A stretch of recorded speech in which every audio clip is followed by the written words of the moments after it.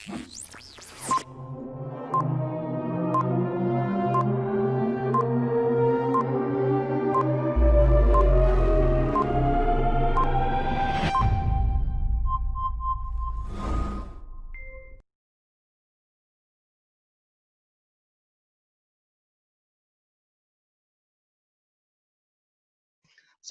warahmatullahi wabarakatuh. Waalaikumsalam warahmatullahi wabarakatuh. Selamat pagi, salam sejahtera bagi kita sekalian. Yang terhormat Kepala Badan Litbang dan Diklat Kementerian Agama Republik Indonesia, yang kami hormati Ketua Panitia beserta seluruh panitia, para widyaswara, beserta calon peserta PJJ yang saya hormati dan saya banggakan. Mari kita senantiasa menjadikan puji syukur kehadirat Tuhan Yang Maha Kuasa karena pada hari ini kita bisa melaksanakan pelatihan jarak jauh PTK Angkatan 2 yang insya Allah nanti akan dibuka secara resmi oleh Kepala Badan Litbang dan Diklat Kementerian Agama Republik Indonesia. Saya sampaikan kepada Pak Kabam bahwa Diklat ini adalah pelatihan jarak jauh PTK Angkatan 2 dengan peserta berasal dari NTT, NTB, dan Bali. Iya. PTK ini Pak Kabang ini berlangsung selama 2 bulan sesuai dengan kursil yang kita gunakan. Jadi akan berakhir di bulan September. Baik, Bapak Ibu yang saya hormati, sebelum kita mendengarkan arahan dari Pak Kabang, terlebih dahulu saya akan menyampaikan biodata beliau.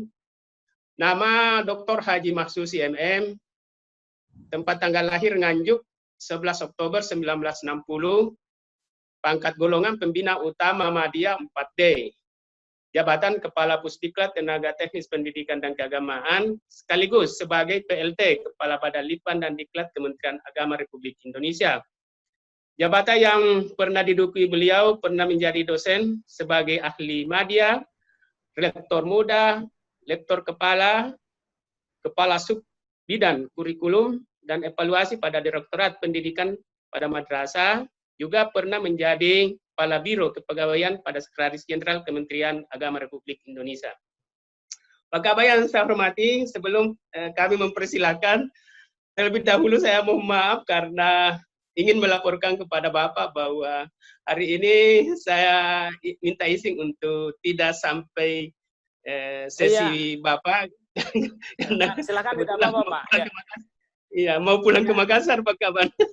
Ya, sama Pak. Kita juga nanti ada acara sebentar lagi setelah ini. Saya ini kan. Iya, Pak. Sekaligus karena hari ini hari Jumat, berarti seyogyanya kalau bisa jam 12.00 waktu Indonesia Tengah sudah ini karena mungkin ada yang ingin bersedia.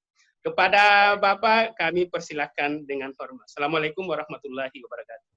Waalaikumsalam warahmatullahi wabarakatuh. Terima kasih Pak Kepala Balai. Bismillahirrahmanirrahim. Assalamualaikum warahmatullahi wabarakatuh. Selamat siang, salam sejahtera bagi kita semua. Yang saya hormati Kepala Balai Diklat Keagamaan Denpasar, saya hormati para pejabat eselon 4, para widyaswara, dan saya banggakan seluruh peserta pelatihan jarak jauh yang hari ini sebentar lagi akan saya buka. Kesempatan yang baik ini, mari kita sama-sama senantiasa bersyukur dan meningkatkan syukur kita kepada Allah Subhanahu wa Ta'ala, Tuhan Yang Maha Kuasa. Alhamdulillah atas curahan rahmat dan karunia-Nya, kita semua dalam kondisi sehat walafiat, tetap dapat melaksanakan tugas dan kewajiban kita dengan sebaik-baiknya, tetap produktif, aman COVID. Mudah-mudahan apa yang kita lakukan selalu dilindungi dan dirahmati oleh Allah Subhanahu wa Ta'ala, Tuhan Yang Maha Kuasa.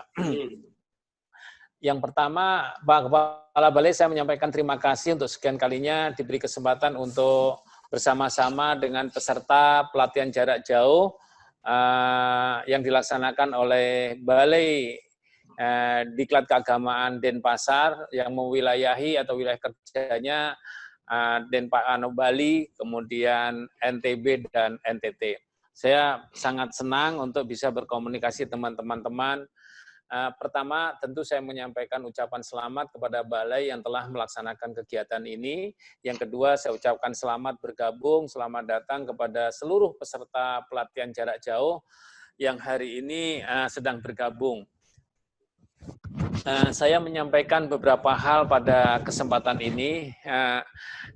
Kegiatan kita hari ini disebut dengan istilah PJJ, pelatihan jarak jauh.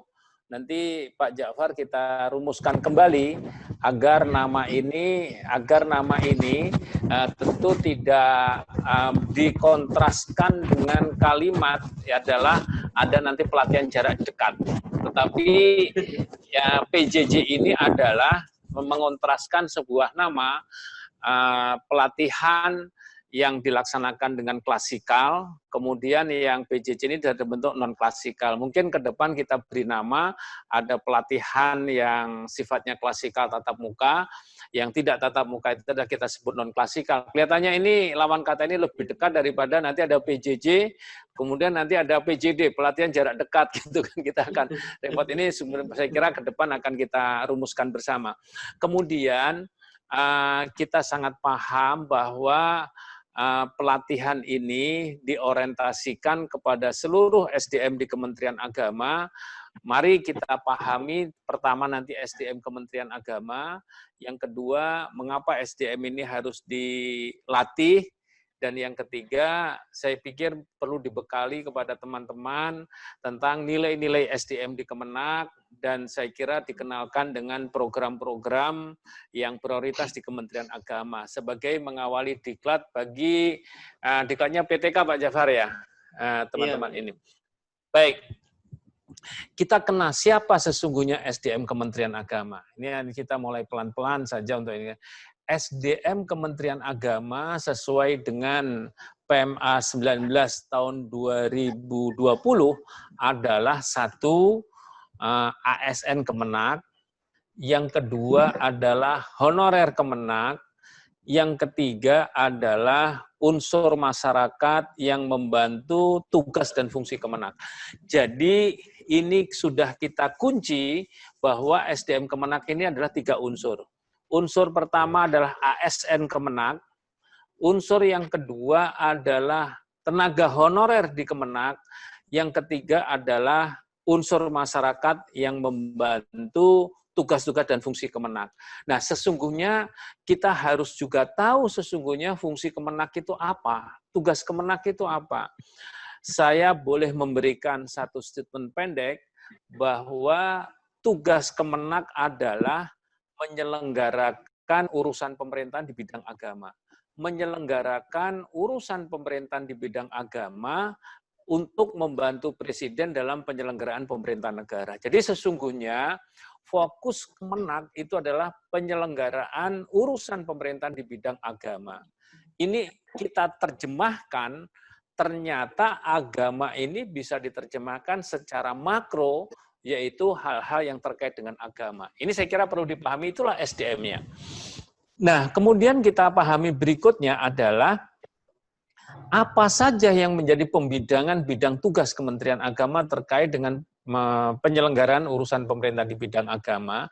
Yang pertama, saya kira nanti teman-teman juga pasti akan mendapatkan materi ini. Yang pertama adalah pembangunan bidang agama. Pembangunan bidang agama yang di dalam Renstra saat ini disebut adalah penguatan moderasi beragama.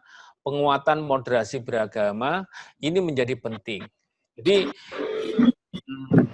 pembangunan bidang agama itu sesungguhnya fokus pada bagaimana terwujudnya umat yang iman dan takwanya meningkat, iman dan takwanya meningkat, sekaligus kedamaian dan kerukunan umat itu adalah meningkat. Jadi kalau kita lihat itu berarti pembangunan bidang agama yang stressingnya adalah moderasi beragama atau dengan pendekatan moderasi beragama itu diorientasikan atau ditargetkan adalah terwujudnya keimanan dan ketakwaan yang kokoh bagi umat dan sekaligus kedamaian dan kerukunan bagi umat. Saya pikir nanti ada materi khusus yang terkait dengan hal ini. Yang kedua, yang terkait dengan pelatihan hari ini adalah pembangunan di bidang pendidikan agama dan keagamaan, yang ini akan saya sampaikan hari ini. Saudara sekalian, Kalau kita lihat lingkup yang kedua bidang kerja Kemenak adalah di bidang pendidikan, maka tidak disebut pendidikan secara umum, tetapi ada 4 jenis yang menjadi tata kelola pendidikan di Kementerian Agama. Ini saya kira ini guru-guru harus sangat memahami ini. Yang pertama adalah pendidikan agama. Pendidikan agama. Jadi Kementerian Agama itu fokus penyelenggaraan dan sekaligus peningkatan terhadap pendidikan agama yang ada di sekolah pada semua agama. Ada Islam, ada Kristen, ada Katolik, Hindu, Buddha, Konghucu. 6 agama yang bentuknya guru-guru agama yang ada di sekolah itu menjadi tanggung jawab dan menjadi binaan Kementerian Agama. Jadi kalau ada guru agama, ada pembelajaran agama di sekolah, itulah Kementerian Agama. Kemudian yang kedua adalah pendidikan keagamaan. Pendidikan keagamaan kalau di Islam semodel pondok pesantren, kemudian ada di agama lain ada sekolah minggu, ada pasraman dan seterusnya. Pendidikan keagamaan termasuk di dalamnya majelis taklim, termasuk di dalamnya ma'had, diniyah, ini semua adalah menjadi garapan Kementerian Agama. Kemudian yang ketiga adalah pendidikan umum berciri khas agama. Pendidikan umum berciri khas agama ini menjadi garapan Kementerian Agama. Apa itu pendidikan umum berciri khas agama? Adalah madrasah, termasuk di dalamnya adalah Raudhatul Atfal. Jadi RA, MI, MTS, dan MA itu lembaga pendidikan disebut satuan pendidikan umum berciri khas agama Islam di bawah binaan Kemenak, itu adalah garapan Kementerian Agama. Kemudian yang terakhir adalah perguruan tinggi keagamaan. Di Denpasar atau di NTB kita mengenal ada IAIN, ada IHDN, ada Stahen, ada Staken, dan seterusnya. Di Kupang ada Staken, dan seterusnya. Itu semua adalah perguruan tinggi keagamaan. Oleh karena itu, saya ingin menegaskan bahwa pendidikan secara umum menjadi tanggung jawab Kemendikbud. Tetapi pendidikan agama, pendidikan keagamaan, pendidikan umum berciri khas agama, dan perguruan tinggi keagamaan itu menjadi tanggung jawab Kementerian Agama. Jadi ini supaya guru-guru bisa mendapatkan pengalaman yang utuh, pemahaman yang utuh tentang ini. Bahwa pendidikan yang dimaksud adalah, kalau saudara guru madrasah, berarti termasuk dalam pendidikan umum berciri khas agama Islam. Kalau Anda sebagai guru agama, berarti Anda adalah termasuk dalam lingkup pendidikan agama. Ini supaya menjadi jelas. Itulah sesungguhnya yang menjadi garapan atau kajian Kementerian Agama. Saudara sekalian, kemudian berikutnya, setelah kita mengenal apa itu sesungguhnya SDM Kementerian Agama, kita kenal sesungguhnya apa itu Kementerian Agama, dan fokusnya tadi saya sebut adalah pembangunan bidang agama, lalu juga penyelenggaraan pendidikan agama dan seterusnya ini, lalu sesungguhnya di bidang pendidikan agama, targetnya apa? Target finalnya itu apa? Gitu loh. Nah, ini yang ingin saya sampaikan kepada saudara-saudara. Pada pendidikan di Kementerian Agama, dulu sebelum yang sekarang, mungkin tahun-tahun 60, tahun 70, tahun 80, tahun 85, sampai tahun 90-an, itu sesungguhnya yang ingin dikejar Kementerian Agama 2 titik dalam hal pendidikan. Titik pertama adalah mencapai mutu, titik yang kedua adalah pengakuan terhadap lulusan. Ini tolong kita mendapatkan pengalaman yang sama. Jadi dulu itu kalau mikirkan pendidikan di Kementerian Agama, yang dipikirkan bagaimana mutunya supaya setara dengan pendidikan nasional, kemudian yang kedua alumninya diakui secara nasional. Pada saat itu seperti itu. Nah, saat ini yang menjadi stressing di dalam penyelenggaraan pendidikan agama keagamaan, pendidikan umum berciri khas agama dan perguruan tinggi keagamaan adalah 2 juga tapi berbeda. Saat ini yang akan dicapai 2 adalah 1 untuk peningkatan mutu, peningkatan mutu. Kemudian yang kedua adalah pemerataan.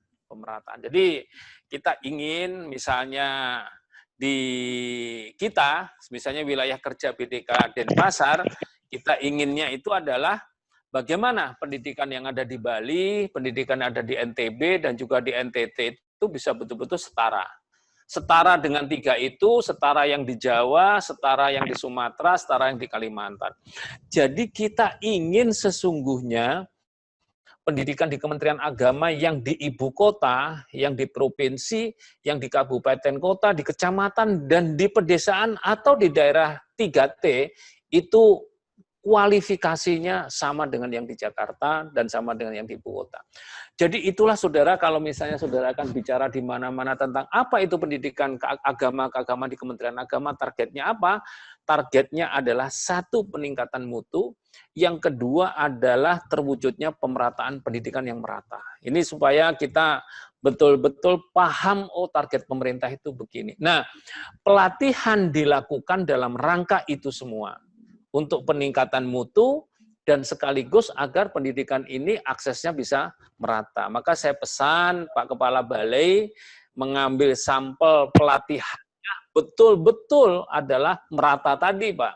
Kalau nanti tercomot yang hanya di wilayah provinsi atau kabupaten, wilayah provinsi atau kabupaten kota, khawatir nanti guru-guru yang ada di kecamatan atau di pedesaan tidak bisa terikut di dalam sebuah pelatihan untuk pemerataan di bidang mutu. Ini saya pikir catatan penting untuk kita semua. Saudara sekalian, nah untuk mencapai itu mari kita tengok sedikit saja tentang SDM di Kementerian Agama. Jadi ada pertanyaan, mengapa harus ada pelatihan dan mengapa harus Anda dilatih, dan sesungguhnya dilatih ini untuk apa? Ini harus ada jawaban supaya Anda sepulang dari pelatihan ini bisa mendapatkan jawaban yang lebih bisa dipertanggungjawabkan. Yang pertama, dipahami bahwa guru SDM guru ini menempati posisi pertama adalah posisi yang strategis. Strategis artinya guru ini dapat menjadi kunci atau penentu sukses dan tidaknya sebuah pembelajaran. Maka kalau ingin pembelajarannya berhasil, di samping ada perlengkapan yang harus dipenuhi, itu guru menjadi niscaya. Jadi benar ya Pak Kepala Balai sudah melaksanakan sebuah pelatihan yang sasarannya guru, karena guru ini merupakan kunci penentu baik tidaknya bermutu dan tidaknya sebuah pembelajaran. Itu diakui Pak. Kepala sekolah punya kontribusi, pengawas punya kontribusi, komite punya kontribusi, siswa punya kontribusi, media punya kontribusi, sarana punya kontribusi, tapi kontribusi yang sangat strategis adalah guru.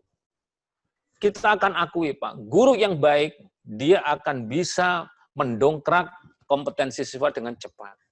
Ini saya pikir sebuah kunci bahwa SDM adalah kunci yang bisa mengantarkan berhasil tidaknya sebuah program. Jadi kalau saya sebut, kalau kepala sekolahnya bagus, ya lembaganya akan cepat maju. Kalau kepala kantornya bagus, ya kantornya maju. Kalau kelas itu akan bagus, kalau guru-gurunya bagus. Tapi kalau guru-gurunya tidak bagus, kelihatannya berat, kelas itu akan bisa mencapai tingkat keberhasilan yang baik. Jadi yang pertama adalah bahwa SDM guru ini SDM sampai penentu. Kemudian yang kedua, guru juga memiliki posisi yang sangat strategis di dalam menciptakan generasi yang lebih baik di masa yang akan datang. Jadi guru ini punya peran yang cukup besar untuk mewujudkan SDM yang lebih baik di masa mendatang, jangka panjang. Jadi kita bayangkan kalau dulu 20 tahun yang lalu, 15 tahun yang lalu, atau mungkin 30 tahun yang lalu, upaya-upaya yang dilakukan oleh guru-guru kita bisa mewujudkan Bapak Ibu, bisa mewujudkan saya, bisa mewujudkan Pak Ja'far yang ada di Balai Diklat, dan seterusnya. Itu upaya guru. upaya guru. Jadi kinerja guru 20 tahun yang lalu mewujudkan kita seperti ini. Nah, kalau Anda itu sekarang bisa bekerja seperti ini, kira-kira murid Anda 15-20 tahun yang akan datang, apakah lebih baik dari kita atau tidak? Maka saya sebut guru ini sebagai mempunyai posisi yang sangat strategis untuk melahirkan sebuah generasi yang lebih baik di masa yang akan datang. Maaf, saya minum dulu.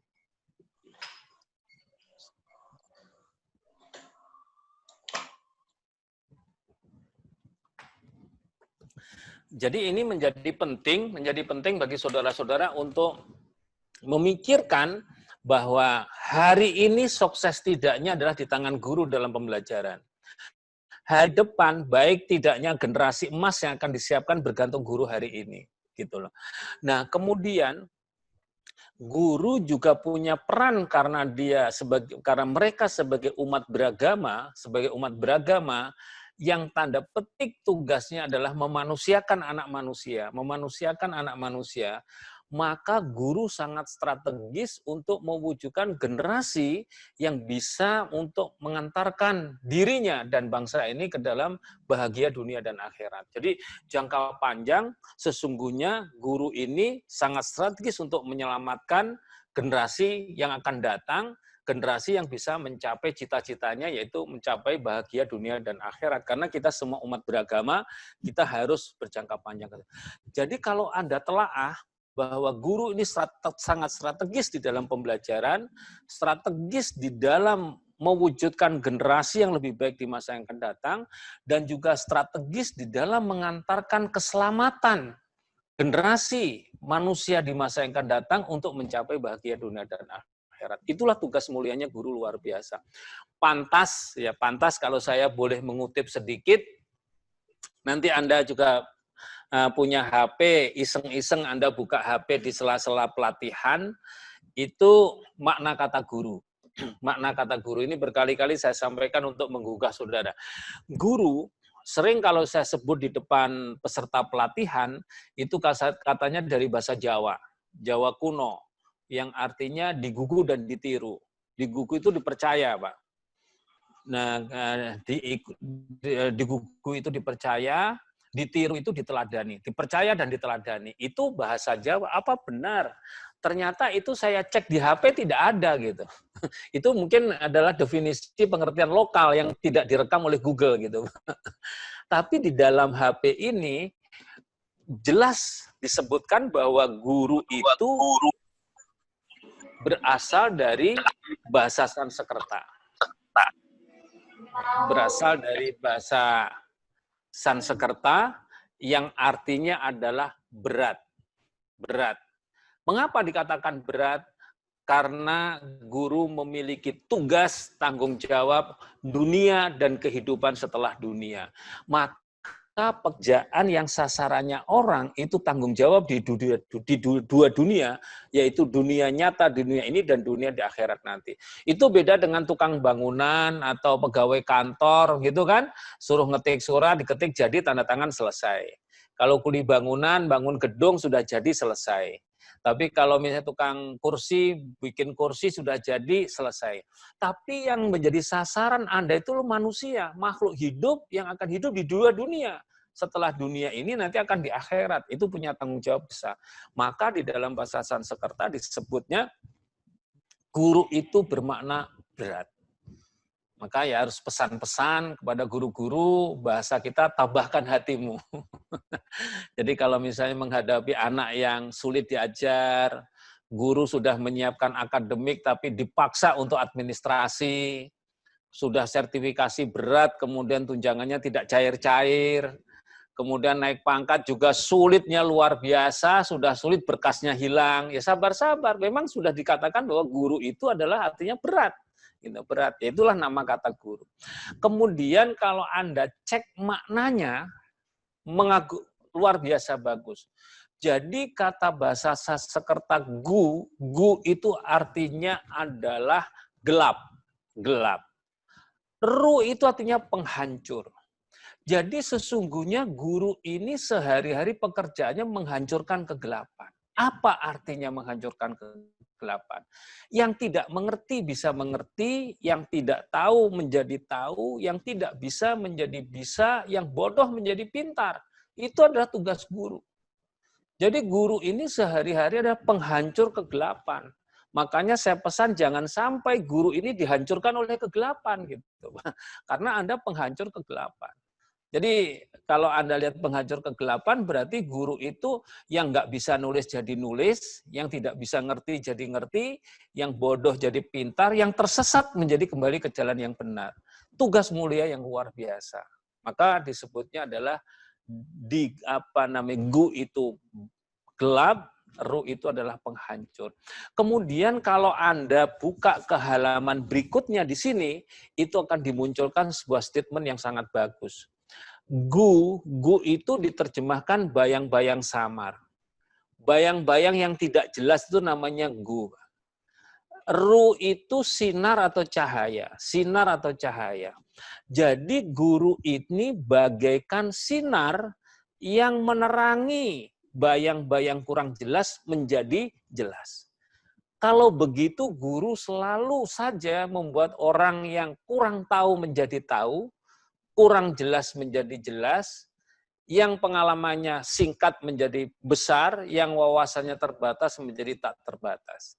Jadi kalau begitu ada 3 komponen di sini penting, guru ini tugasnya berat, maka kita harus kuat, sehat jasmani rohani, kemudian guru ubah dari yang tidak tahu menjadi tahu, yang bodoh jadi pintar, dan berikutnya adalah guru ini selalu saja meningkatkan yang kurang bisa menjadi lebih bisa, yang sudah pintar harus lebih pintar, dan seterusnya, dan seterusnya. Itulah sesungguhnya tugas mulia guru dalam bahasa Sanskerta. Nanti silahkan Anda akses di Google, mudah-mudahan Google-nya ini adalah tidak salah. Gitu loh, Pak. Ini saya kira pembekalan yang sangat bagus untuk kita memahami. Saudara sekalian, lalu ada pertanyaan berikutnya, mengapa SDM guru khususnya harus dilatih? Sesungguhnya pengembangan SDM secara makro banyak bisa dilakukan. Jadi kalau Anda ingin mengembangkan diri, itu banyak hal. Bisa dengan studi, bisa dengan pelatihan, bisa dengan kursus, bisa dengan workshop, bisa studi banding, bisa juga Anda tingkatkan keaktifan membuka sumber-sumber digital atau internet.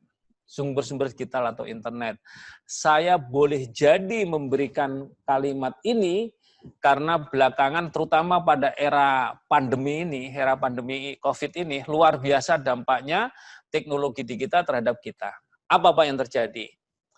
Saya melihat di rumah atau mungkin di tempat tertentu, anak-anak bisa menari dan menyanyi itu bukan karena guru TK. Ternyata hanya sering buka aja sini TikTok dibuka gitu kan, ditirukan, lama-lama bisa nyanyi dia, Pak. Jadi ternyata sumber ini menginspirasi anak kecil. Oh, saya bisa menyanyi, saya bisa menari, saya bisa berhitung. Di samping transfer kepribadian dari guru yang sangat penting, tugas guru sebagian sudah digantikan oleh teknologi digital.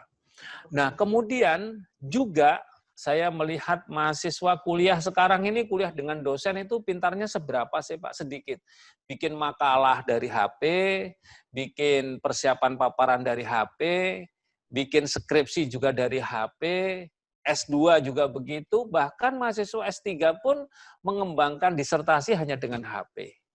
Artinya bahwa saat ini sudah waktunya peluang untuk pengembangan SDM, medianya sangat luas dan sangat banyak. Nah, lalu dilakukan 2 hal secara formal bagi SDM Kementerian Agama, dulu disebut dengan yang formal namanya Diklat. Diklat ini sebuah akronim.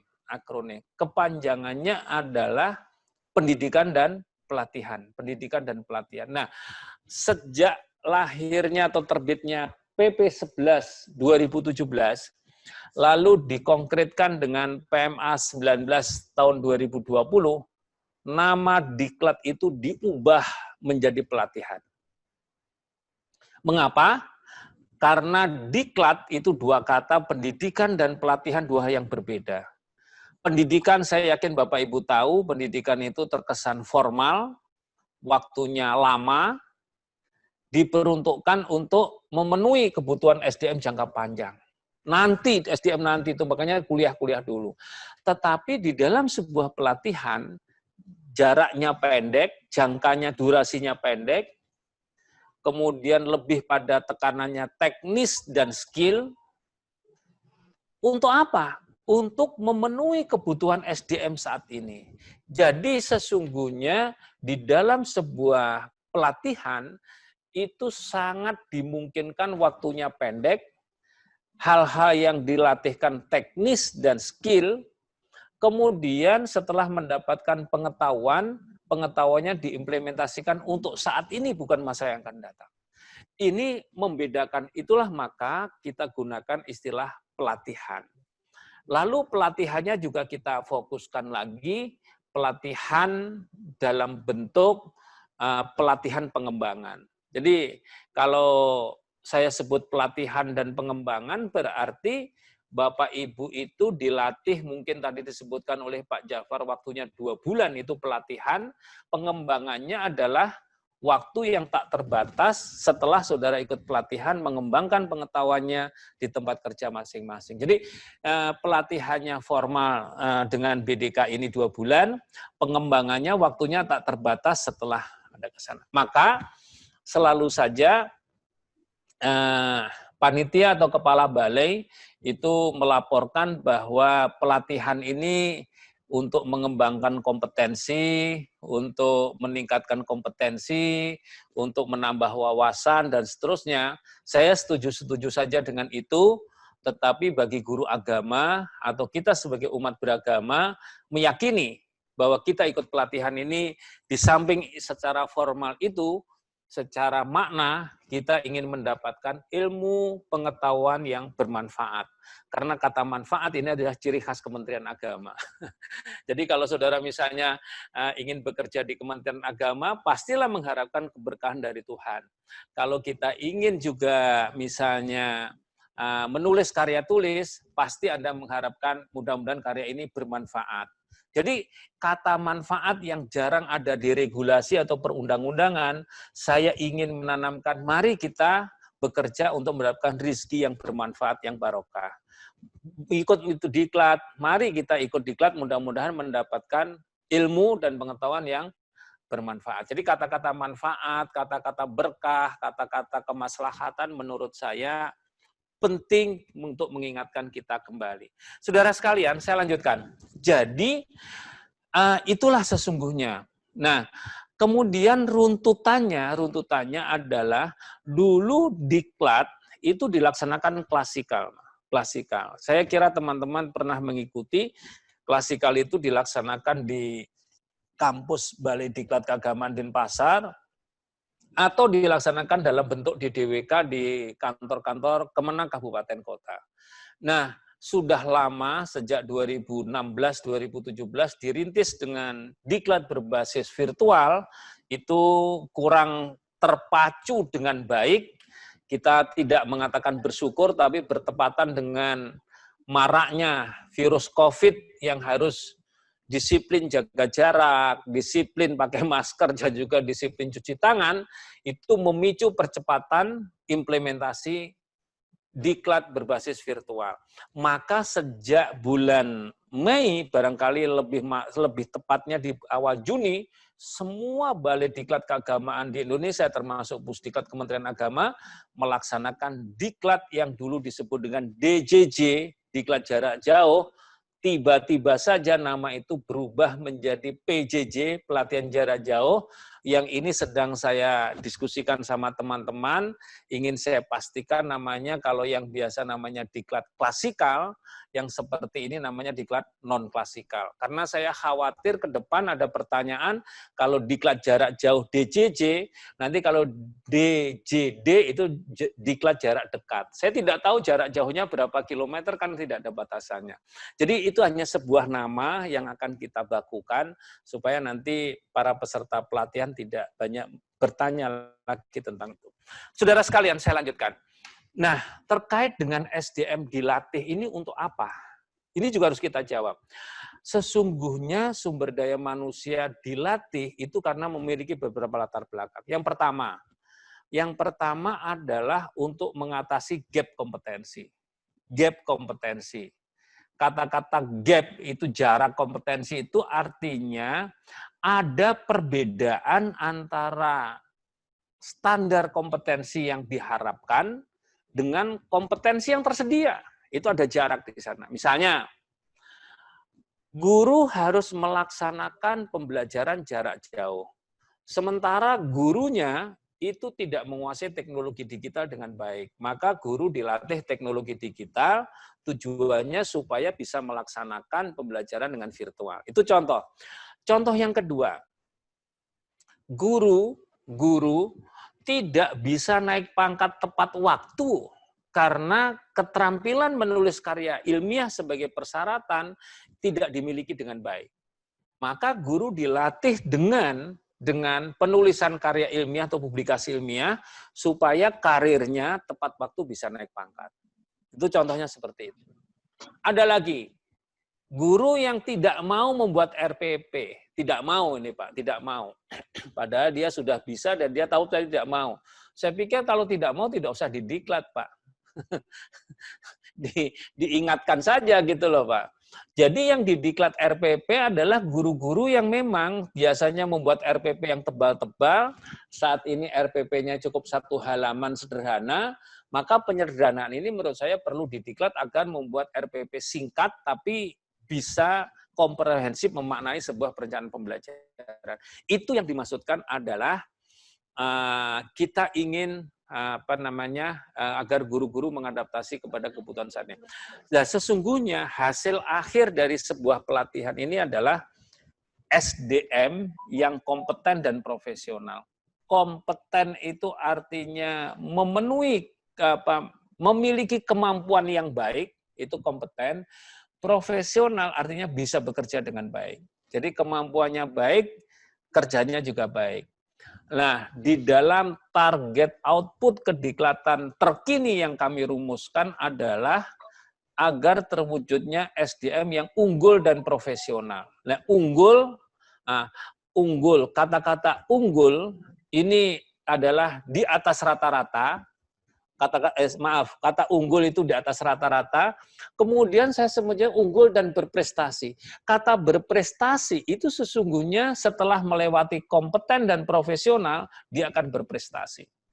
Jadi saya ingin mendorong saudara-saudara ikut pelatihan ini dari biasa-biasa saja, menjadi kerja lebih serius, kemudian Anda bisa punya kemampuan yang baik, bisa bekerja dengan baik, Bapak Ibu menjadi SDM yang unggul, setelah unggul berprestasi, dan prestasi ini sesungguhnya yang mendatangkan kemaslahatan bagi dirinya dan orang banyak. Saya pikir ini menjadi sekuen-sekuen yang penting yang untuk diketahui oleh seluruh peserta pelatihan.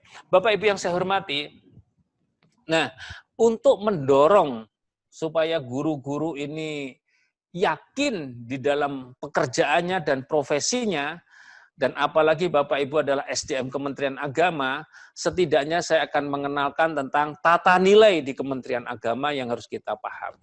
Ini saya kira penting untuk kita semua. Saudara-saudara sekalian, Pak Kepala Balai yang saya hormati dan saudara sekalian, kita pahami yang pertama, kita sangat kenal dengan moto Kementerian Agama yang moto itu tertulis di dalam lambang Kemenak, yaitu ikhlas beramal.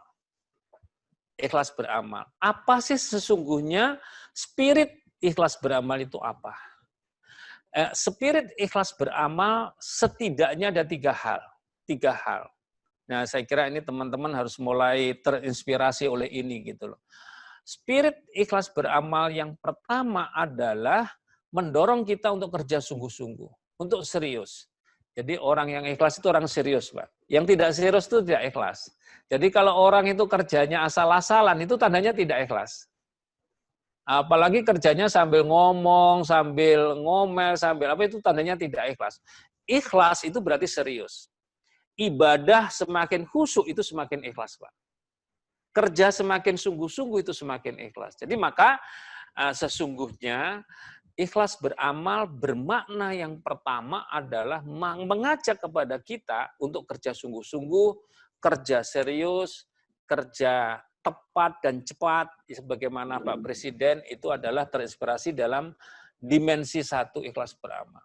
Mari kita kerja serius. Saya sedih kalau ada guru yang kerjanya tidak serius, bagaimana bisa mewujudkan generasi yang lebih baik di masa yang akan datang. Ini mohon menjadi catatan penting untuk kita semua. Kita wajib di bawah payung ikhlas beramal, kita kerjanya adalah serius atau sungguh-sungguh. Dalam bahasa hadis Rasulullah itu manjada wajada. Kalau kau sungguh-sungguh, kau akan dapatkan. Kalau tidak sungguh-sungguh, saya tidak tahu hasilnya apa gitu loh. Jadi ini satu hal yang menarik untuk kita ini. Mari kita kerja sungguh-sungguh. Yang kedua, sebagai umat beragama di bawah payung ikhlas beramal, kita harus bekerja ini kita niatkan sebagai ibadah. Ibadah. Semua kita paham bahwa kita hidup di dunia ini diciptakan oleh Tuhan, tugas kita satu, yaitu untuk liya'budun, untuk beribadah. Mari semua umat beragama kita yakini bahwa kita bekerja itu bernilai ibadah. Maka selalu saja kita mau bekerja dari rumah, kita keluar rumah saja, bagi yang muslim sudah baca nyebut nama Allah, bismillahirrahmanirrahim. Memulai tugas, bismillahirrahmanirrahim. Akhir tugas, alhamdulillah. Itu tanda-tanda bahwa kita bekerja, kita niatkan untuk ibadah yang bernilai tidak hanya dunia, tetapi juga bernilai ukhrawi. Jadi Bapak-Bapak, sesungguhnya kita bekerja ini tidak hanya untuk kepentingan dunia, tetapi juga untuk kepentingan akhirat. Saya kira semuanya sama, Pak, kondisi seperti ini. Jadi mohon dipahami bahwa kita memintarkan anak-anak ini tidak hanya berakibat kita mendapatkan gaji atau upah, tetapi kita juga mendapatkan pahala yang dilipat gandakan oleh Allah yang bisa menyelamatkan kita di dunia maupun di akhirat. Itu harus kita yakini. Mari kita serius karena kita sedang melaksanakan ibadah. Maka kalau orang paham ini, paham yang kedua ini, tidak mungkin di kementerian ini ada korupsi. Masa ibadah sambil korupsi? Tidak mungkin ada kecurangan. Masa beribadah sambil curang? Tidak ada iri hati. Masa mau ibadah iri hati? Jadi kalau di kantor ada kepala kantor dengan stafnya tidak saling tanya, masa sih di dalam sholat imam dengan makmum tidak saling kenal, saling membenci? Ibadahnya tidak sah. Jadi mari Pak, kita betul di madrasah antara guru, siswa, ini komunitas yang akrab sebagaimana orang beribadah, itu harus ikhlas, harus tulus, harus lapang dada. Masa mau beribadah kok fitnah, iri hati, kurang, Bapak itu menjelekan orang, memaki orang, apalagi di kelas itu marah-marah, mau beribadah kok marah-marah. Mestinya kalau orang mau beribadah itu hatinya tulus, hatinya ikhlas gitu. Tolong ini menginspirasi bahwa kita bekerja di Kemenak khususnya ini adalah dalam rangka kita adalah beribadah. Ini saya pikir menginspirasi kepada kita sungguh-sungguh, lalu kita niatkan untuk ibadah. Kemudian yang ketiga di dalam ikhlas beramal, yang ketiga yang ingin saya sampaikan adalah mari kita pahami berapapun imbalan yang kita terima dari kita bekerja, sebagai umat beragama kita wajib bersyukur. Wajib kita syukuri atas rezeki yang diberikan oleh Tuhan kepada kita. Ini penting. Jadi sesungguhnya kita bekerja di Kemenak dengan payung ikhlas beramal itu Pak. Kita kerjanya serius, sungguh-sungguh. Kemudian yang kedua kita bekerja, kita niatkan untuk ibadah biar berpahala dunia dan akhirat. Yang ketiga, berapapun imbalan yang keterima kita syukuri, insya Allah Allah akan mengganti dengan menambahkan dengan nikmat-nikmat yang lain, kesehatan, umur panjang, kedamaian, terhindar dari COVID, dan seterusnya. Itu harus kita syukuri. Kita yakini sebagai umat beragama seperti itu. Jadi inilah sesungguhnya payung ikhlas beramal. Kemudian kita juga paham, saya kira di NTT, di NTB maupun di Bali, sering dikenalkan di dalam pelatihan atau acara formal, itu 5 nilai budaya kerja Kementerian Agama. Itu juga nilai juga bagi SDM kita, Pak. Semua kita tahu Nilai integritas, mari kita kerja dengan jujur. Nilai profesionalitas, mari kita kerja dengan baik. Nilai inovasi, mari kita selalu melakukan perbaikan-perbaikan untuk masa depan. Nilai tanggung jawab, mari kita bertanggung jawab apa yang kita lakukan. Dan keteladanan, mari kita menjadi magnet kebaikan bagi orang lain, daya tarik untuk berbuat baik bagi orang lain. Saya pikir ini nilai yang memang menurut saya penting. Nah, di belakangan ini, di Renstra Kementerian Agama dilakukan perbaikan atau penyempurnaan terhadap 5 nilai budaya kerja itu dalam bentuk 3 judul. Nilai, kode etik, dan perilaku. Saya ulangi, Pak. Nilai, kode etik, dan perilaku Kemenak. Seperti apa? Ada yang diganti satu, ini supaya kita tidak salah memahami. Yang pertama adalah nilai keimanan dan ketakwaan kepada Tuhan Yang Maha Esa. Ini yang dicantum yang nomor 1, keimanan dan ketakwaan kepada Tuhan Yang Maha Esa. Itu nomor 1, Pak. Baru ikuti nomor 2, integritas, nomor 3, profesionalitas, nomor 4, tanggung jawab, dan nomor 5 adalah keteladanan. Ini saya pikir menjadi penting. Nah, nilai keimanan dan ketakwaan kita sebagai hamba Allah, di situ jelas, Pak. Tingkat keseriusan, tingkat keikhlasan, dan tingkat kesyukuran itu adalah di ketuhanan Yang Maha Esa. Kemudian kita harus bekerja dengan jujur. Kemudian kita harus bisa bekerja dengan baik. Pekerjaan kita harus kita pertanggungjawabkan. Tanggung jawab di dalam konsep kode etik dan perilaku Kemenak itu 2 lapisan, Pak. Tanggung jawab kepada manusia itu tanggung jawab birokratis. Jadi kalau guru-guru membuat RPP dilaporkan kepala sekolah atau pengawas selesai, itu namanya tanggung jawab birokratis, Pak. Tapi apakah RPP ini dijadikan untuk memperbaiki kinerja guru supaya mengerjakannya lebih baik? Itu tanggung jawabnya adalah kepada Tuhan Yang Maha Kuasa. Jadi sesungguhnya apapun yang sudah dipertanggungjawabkan kepada pimpinan atau yang bertanggung jawab dalam hal ini, itu namanya adalah tanggung jawab administratif atau tanggung jawab birokrasi. Tetapi tanggung jawab kepada Tuhan itu adalah malaikat rakib atid yang mencatat, dan itu juga akan menjadi tanggung jawab kita di akhirat. Jadi sesungguhnya yang kita lakukan di dunia ini, pastilah kita punya keyakinan akan diperhitungkan setelah kita mengakhiri hidup di dunia ini. Maka saya minta betul bahwa kita bekerja ini tanggung jawabnya dunia akhirat. Makanya saya kadang-kadang memikirkan gitu, Pak. Mengapa kok harus ada korupsi? Mengapa harus ada jual beli jabatan? Mengapa ada pemerasan? Mengapa ada nyogok? Mengapa ada suap? Saya kadang-kadang berpikir kok bisa terjadi? Kita sedang beribadah dan kita sebagai pemimpin akan diminta pertanggungjawabannya kelak kita tiada. Kan kita semua ini adalah Bapak Ibu ini semua pemimpin, Pak. Walaupun bukan pimpinan. Semua guru itu pemimpin. Kullukum ra'in mas'ulun an ra'iyatihi. Kita semua ini adalah pemimpin. Pemimpin untuk diri kita sendiri yang akan diminta pertanggungjawaban. Tapi kalau kepala sekolah itu dia pemimpin dan dia pimpinan. Dua akan diminta pertanggungjawaban, Pak. Jadi ini mohon mengetuk kita semua, menginspirasi kita semua. Jadi kalau kita misalnya punya, mohon maaf saya sampaikan misalnya contoh sederhana, Pak. Kalau madrasah itu dapat bantuan 10 juta misalnya, 10 juta. Di SPJ-kan beda dengan penggunaan, lalu itu diserahkan ke atasan langsung di ACC, tidak ada masalah, itu namanya sudah diselesaikan tanggung jawab birokrasi. Tapi kalau uangnya masih disimpan atau dipakai pribadi, itu namanya tidak atau belum dipertanggungjawabkan secara moral. Karena kita sebagai umat beragama, tanggung jawab kita 2 lapis. Sesama manusia adalah birokratis atau administratif, kepada Allah Tuhan Yang Maha Kuasa itu adalah tanggung jawab moral atau tanggung jawab agama. Saya pikir semua nilainya sama, saya dengan Bapak Ibu sama. Inilah sesungguhnya yang harus kita pertajam dan kita perkuat nilai tanggung jawab. Nah, yang terakhir adalah keteladanan.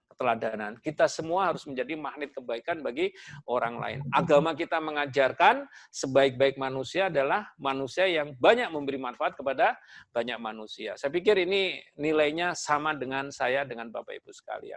Saya ulangi, jadi mari kita perkokoh iman dan takwa, mari kita perkuat kedamaian dan kerukunan untuk keimanan dan ketakwaan pada Tuhan Yang Maha Kuasa. Mari kita bekerja dengan jujur. Jujur itu abadi. Saya ulangi Pak, jujur itu abadi. Pembohong, pengecut, broker itu tidak abadi Pak. Itu hanya sukses sekali, 2 kali, 3 kali, pada saatnya kena masalah, dia akan terhempas. Saya kira kita harus belajar. Ada pejabat kita, pejabat orang lain yang melakukan korup, melakukan ini, sekali dia sukses, 2 sukses, ketiga dia akan terhempas. Tapi kejujuran adalah abadi. Ini saya kira nilai yang penting untuk kita. Kemudian juga profesional, saya ingin menekankan kata profesional yang saya sebut tadi. Profesional sesungguhnya pertemuan 3 kemampuan yang ada pada diri kita. Jadi saudara dilatih ini dalam rangka memenuhi 3 keperluan itu. Apa Pak? Yang pertama, saya harus tahu pekerjaan saya. Saya harus kenal betul apa profesi atau keahlian saya. Itu dalam bahasa kita kognitif. Tahu pekerjaannya. Kemudian yang kedua adalah afektif. Afektif ini adalah mau mengerjakan. Mau mengerjakan. Itu adalah afektif sikap. Kemudian psikomotorik itu adalah bisa mengerjakan. Jadi sesungguhnya di dalam kata profesional terkandung 3 komponen yang penting bagi guru-guru. Saya tahu, saya bisa, dan saya mau. Kalau salah satu lepas, Pak, nggak jadi, Pak. Contohnya begini, ini contoh sederhana. Guru ini akan membuat RPP. Ada guru yang tahu membuat RPP, bisa membuat RPP, tapi tidak mau, Pak. Dia tahu, dia bisa, tapi dia tidak mau. Nah, ini saya kira diklat afektifnya harus kental. Tapi ada guru-guru yang gini, Pak, saya mau membuat RPP, saya bisa membuat, tapi saya tidak tahu apa yang saya lakukan. Nah, ini adalah berarti kata bisa lepas. Atau mungkin yang ketiga, saya tahu, saya mau, tapi saya tidak bisa. Saya tahu kalau RPP yang bagus itu begini. Saya mau mengerjakan, tapi saya nggak bisa gitu loh Pak. Nah, maka mintalah ketiga-tiganya ini ada pada diri saudara.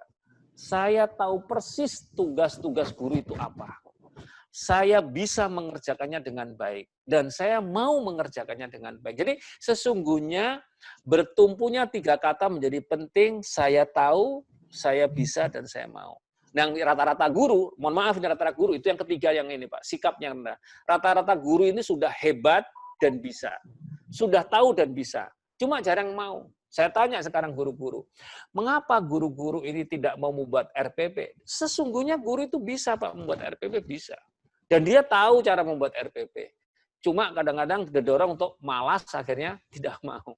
Maka ketiga ini mohon kognitif, afektif, dan psikomotorik menjadi penting ketiga-tiganya. Saudara sekalian, ini tadi dipesan oleh Pak Kepala Balai supaya tidak tidak ke waktu yang dekat dengan sholat Jumat. Saya akan menambahkan yang terakhir. Saudara sekalian, saya titip bahwa saat ini saya kira nanti ada pembicara yang lebih spesifik terkait dengan ini. Saya titip bahwa SDM yang akan datang atau kita semua yang akan datang, minimal kita akan membuat ukuran-ukuran sesungguhnya sukses itu seperti apa. Saya akan memberikan minimal 6 titik yang menurut saya 6 titik penting bagi guru-guru atau bagi SDM Kementerian Agama. Saya beri contoh sekarang begini, Bang. Tahun 2005 atau 2006, berarti 15 tahun yang lalu, saya di Direktorat Pendidikan Madrasah, saya selalu memberikan statement kepada publik, Pak. Bahwa anak-anak itu akan sukses jika parameternya 4. Waktu itu Pak ya, 15 tahun yang lalu, tapi sekarang sudah berubah, 54. Yang pertama saya tandai anak itu cerdas. Anak itu cerdas. Jadi kalau saya punya pikiran kalau anak itu cerdas, punya korelasi masa depannya akan sukses gitu, Pak. Kemudian yang kedua, saya selalu memikirkan mereka bisa memasuki sekolah favorit. Sekolah favorit. Jadi saya berpikir mereka yang bisa menikmati sekolah favorit ini hidupnya akan sukses. Gitu, Pak. Kemudian yang ketiga, saya memikirkan kalau anak itu disekolahkan rankingnya tinggi terus, Pak, ranking 1, 2, 3, 1, 2, 3, 1, itu bakal sukses, Pak. Jadi ranking tinggi itu memungkinkan dia sukses gitu, Pak. Nah, kemudian saya mikir lagi, kalau kuliah dia IPK-nya tinggi, IPK-nya cum laude atau sangat memuaskan, itu bakal sukses. Saya punya pikiran itu karena banyak bacaan yang saya baca, kira-kira itu yang mengkristal. Saat ini berubah, Pak. Saat ini berubah. Sudah berubah. Itu bisa iya, bisa tidak. Tapi saya yakin yang berhasil saat ini adalah mereka yang siap untuk kerja keras. Apa artinya cerdas punya IP tinggi, kalau kerjanya malas-malas, dia nggak bakal sukses, Pak. Jadi rupanya kesiapan untuk kerja keras, kerja sungguh-sungguh. Kesiapan untuk berentrepreneur, bermandiri dalam menciptakan pekerjaan. Kesiapan untuk bergaul dengan orang-orang baik. Ini juga penting pergaulan. Inovasi penting. Kemudian untuk bisa kerjasama dengan berbagai pihak juga penting. Jadi sesungguhnya, Pak, disiplin menjadi penting, kerja keras menjadi penting, inovasi menjadi penting, entrepreneur menjadi penting, pergaulan yang baik menjadi penting, peluang menjadi penting, walaupun ada satu yang kadang-kadang terlupakan adalah rahmat dan hidayah dari Allah Tuhan Yang Maha Kuasa. Itu juga penting penentu berhasil dan tidaknya. Maka tidak salah kalau orang tua itu mendoakan tidak hanya anaknya pintar, tapi anaknya adalah taat pada agama. Karena sesungguhnya dengan rahmat dan hidayah dari Allah lah anak itu bisa sangat berpeluang untuk bisa sukses. Parameter ini kan berubah. Maka saya membaca situasi terkini.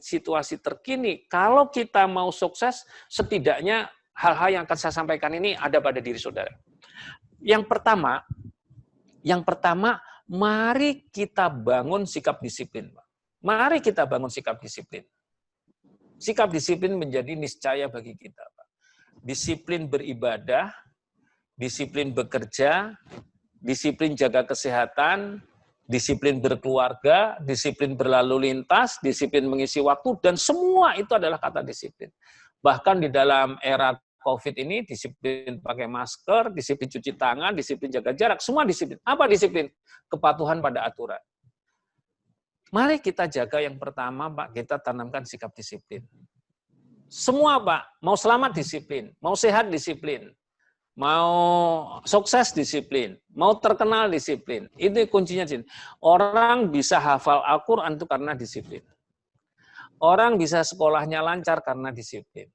Guru-guru tidak ditegur oleh kepala sekolah itu karena disiplin, Pak. Siswa itu tidak ditegur gurunya karena disiplin. Coba kalau melanggar disiplin, ribut, Pak. Keluarga kita, keluarga di rumah suami istri, itu bisa sakinah mawaddah warahmah karena sama-sama disiplin. Coba kalau suaminya tidak disiplin atau istrinya tidak disiplin, berantakan kan, Pak, ya. Jadi ini, mari, Pak, kita jaga disiplin. Disiplin sudah diuji punya korelasi hal yang positif. Hal yang positif. Berarti kalau Anda akan ingin menggapai yang positif, berdisiplinlah hari ini. Itu yang pertama. Jadi mari kita ikuti dengan disiplin. Yang kedua adalah mari kita tanamkan sikap profesional pada diri kita. Profesional. Apa saya sebut profesional? Bekerja dengan baik.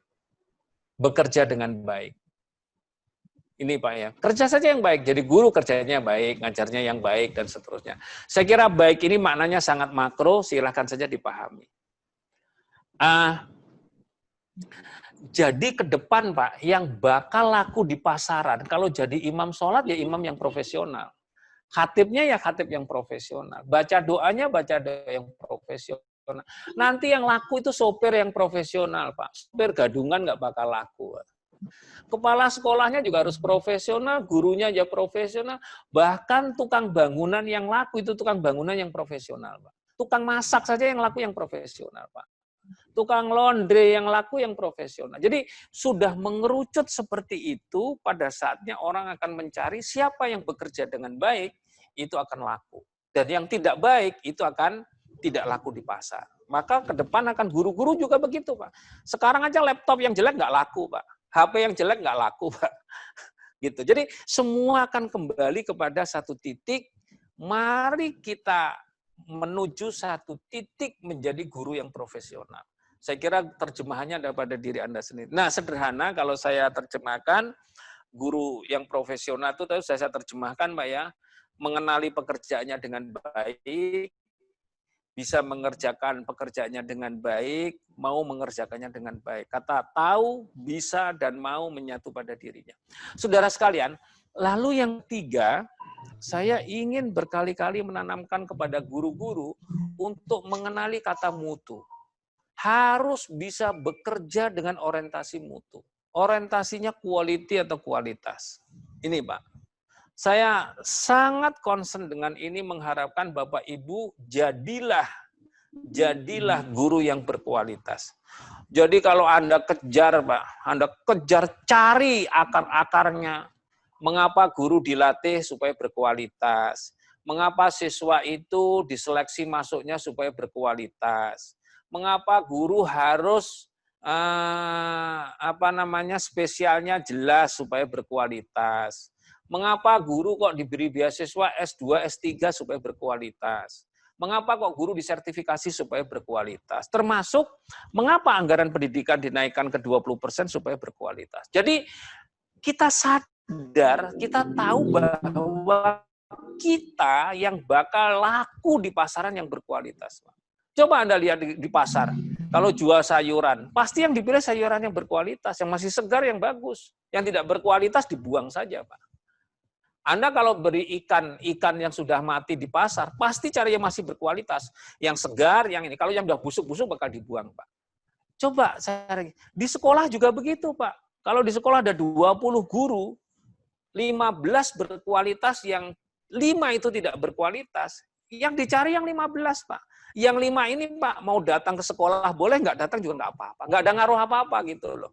Yang dalam bahasa Arab wujuduhu ka'adami itu. Nah, ini tolong menjadi catatan kita, Pak. Nih, jadi memang mengapa harus kualitas? Kalau saya sebut definisi dalam berbagai pertemuan, kualitas ini adalah memenuhi standar dan harapan. Memenuhi standar dan harapan. Jadi guru yang berkualitas itu guru yang memenuhi standar sekaligus memenuhi harapan. Sekolah yang berkualitas, sekolah yang memenuhi standar dan memenuhi harapan. Maka mari kita menjadi itu, yaitu berkualitas, itu artinya adalah memenuhi standar dan harapan. Nah, mengapa mutu ini penting? Ya, ini mengapa ini penting? Saya membaca beberapa literatur dan saya juga pernah mendengar seorang pembicara yang sangat bagus saya dengar, bahwa Pak, kualitas atau quality itu adalah investasi. Jadi kalau di madrasah ada 10 guru, 5 guru berkualitas, 5 guru tidak. Itu sesungguhnya yang menjadi investasi yang 5 yang bagus, Pak. Yang 5 itu bahkan ngeribet-ngeribetin saja, Pak. Datangnya nggak bikin kemajuan apa-apa. Gitu, Pak. Jadi murid yang berkualitas itu investasi, guru yang bagus investasi. Makanya kalau di madrasah ada kepala sekolah bagus, investasi memajukan madrasahnya. Tapi sudah kepala madrasah nggak bagus, korupsi, menyelip-nyelipkan uang, moralnya nggak baik, itu bukan investasi, Pak. Bikin rusak, Pak, itu. Bikin rusak. Jadi sesungguhnya pimpinan yang berkualitas itu investasi. Tapi pimpinan yang tidak berkualitas hanya bom waktu yang bikin masalah. Kepala madrasah juga begitu, kepala sekolah juga begitu, guru juga begitu, siswa juga begitu, sama saja. Nah ini saya harus mulai gitu, Pak. Oh iya ya, berarti saya harus pilih yang berkualitas. Ya punya HP yang berkualitas, nggak harus mahal, berkualitas. Kalau sudah rusak sudah dibawa-bawa, Pak. Jadi beban, Pak. Bawa HP 2, rusak melulu, itu adalah ngeri, Pak, kita. Atau Bapak misalnya pakai laptop rusak, loading lama, tinggal saja itu, Pak. Ganti, walaupun yang nggak mahal yang ini. Coba ikut pelatihan, laptopnya lama, begitu Anda klik semua sudah mendengarkan 10 menit, Anda baru terkoneksi. Kan sedih juga, Pak, seperti itu kan. Itu beban. Bahkan kalau Anda misalnya melihat punya motor, motornya mogok melulu, itu bukan investasi, Pak. Jadi beban kita, Pak. Punya mobil mogok melulu juga jadi beban. Tidak harus bagus, tapi punya mutu. Nih. Bahkan mungkin para guru-guru ini paham. Saya mohon maaf kalau saya singgung di keluarga yang mungkin saja bapak-bapak itu mikir kalau punya istri tidak berkualitas jadi beban juga gitu, Pak. Kok istri saya nggak berkualitas jadi beban, tapi diam, Pak, nggak mau ngomong gitu loh. Termasuk para suami punya istri tidak berkualitas itu beban juga gitu loh. Beban tapi dia nggak mau ngomong, diam saja gitu, Pak. Sama dengan Bapak Ibu jadi guru, punya kepala sekolah tidak berkualitas. Bapak nggak berani ngeritik kan, diam saja gitu kan. Daripada nanti usul dipindahin, lebih baik diam. Dan seterusnya. Ini persoalan-persoalan kita, mari kita fokus pada kualitas. Kualitas itu adalah fokus. Yang keempat, Pak, yang ingin saya sampaikan kepada Bapak Ibu adalah, mari kita kuasai teknologi digital. Teknologi digital, Pak. Hari ini menjadi niscaya bagi kita semua untuk pegang HP dengan HP-nya yang bagus atau laptop atau iPad atau yang sejenis. Karena apa? Boleh jadi segala sesuatu, dunia seisinya. Saya ulangi, Pak. Dunia seisinya direkam oleh Google di sini, Pak. Anda mau ke Jerman, ke Amerika, ke Arab Saudi, ke Soviet, ke Australia, ke Indonesia, ke NTB, NTT. Saya misalnya, mohon maaf ini, saya ke Bali, Pak. Nggak usah tanya orang, Pak. Cukup cari info di sini, Pak. Nah, tempat rekreasi yang bagus di Bali. Muncul, Pak, ratusan di sini, Pak. Sanur, ini muncul sendiri, nggak usah nanya orang, Pak.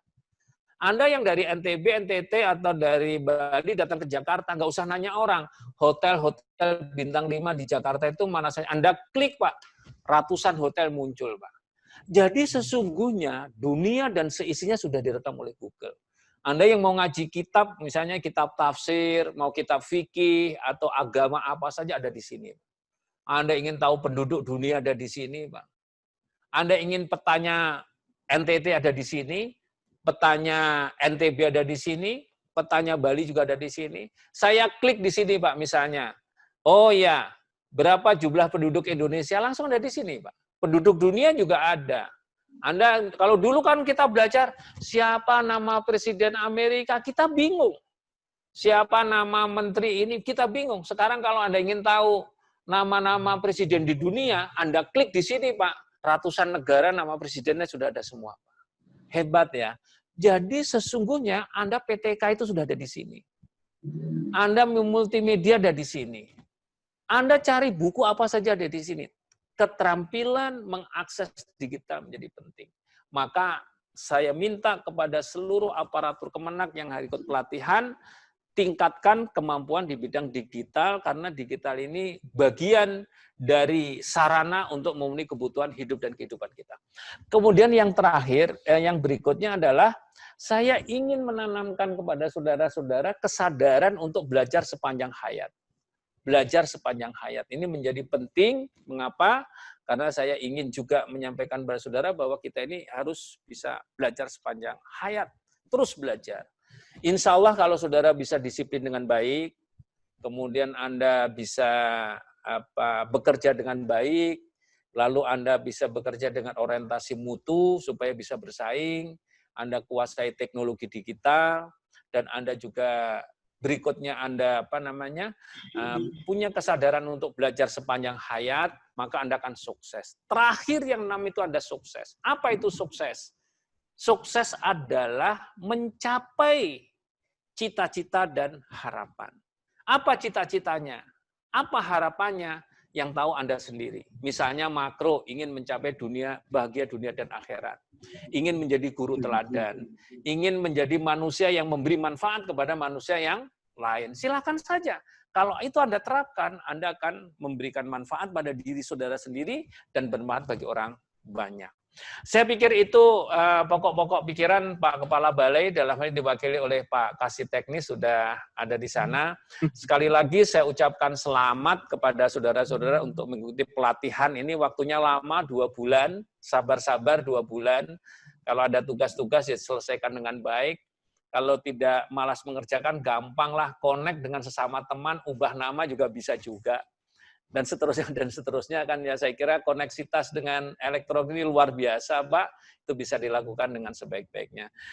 Saya ingin juga turut mendoakan mudah-mudahan proses pelatihan ini berjalan lancar.